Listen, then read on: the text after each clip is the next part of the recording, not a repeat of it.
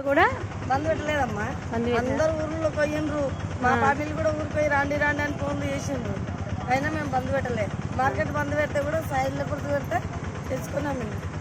మరి మీరు బ్రతకాలిగా. ఇంకనే చేసినాం, పర్వాలేదు, నడుస్తుంది. ఇంకా దేవుని దయ వల్ల.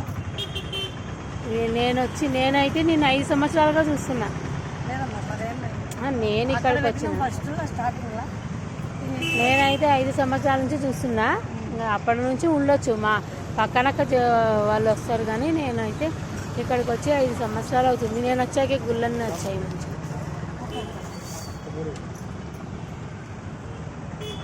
పోనీలే, పూలు అమ్ముతున్నామంటే కూడా అది ఒక కళ.